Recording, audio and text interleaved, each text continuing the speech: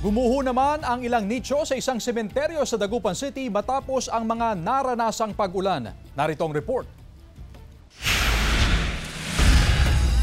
Dahil sa hagupit ng mga nagdaang kalamidad, nasira ang ilang nitso sa isang independent cemetery sa Barangay Poblacion Oeste, Dagupan City. Hindi bababa sa 14 na nitso ang gumuho noong kasagsagan ng bagyo. Agad namang inireport sa barangay at inayos ang mga labi na nasa loob ng mga gumuhong nitso. Isinilit sa plastik ang mga buto ng mga yumao. 4 sa mga ito nakuha na ng kani-kanilang mga kaanak. Ang ilang buto itinabi sa gilid at hinihintay na kunin ng kanilang pamilya. Samantala, hindi pa ginagalaw ang 2 nasirang kabaong na ito dahil sa pangambang gumuho pa ang bahagi ng nitso. Makita nila kaagad yung kanilang mga bangkay.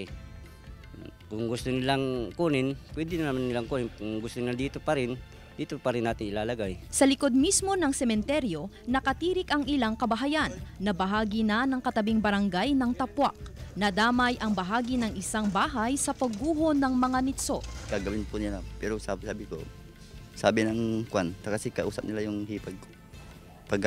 Bago gagawin po yan, yung gagawa na sila, mauna po yan. Nagkalat din sa lugar ang ilang mga ipinabaon na gamit ng mga yumao. Makikipag-ugnayan ang Barangay Council sa LGU upang maiwasan ang mas malala pang pwedeng mangyari sa sementeryo sa pagtama ng kalamidad. Yun nga, inayos nga nila kung makikita natin, pero ito talaga is kailangan na nating aksyonan na sana yun nga, yung i-demolish na para maayos na. Tinatayang dekada 80 pa ang sementeryo, pero taong 2015 daw noong ipatayo ang apartment type na mga nitso na ngayon ay naging himlayan na ng mahigit 200 mga labi ng mga yumao. Kasama si Jing Dakanay, Sandy Salvacio, One North, Central Luzon.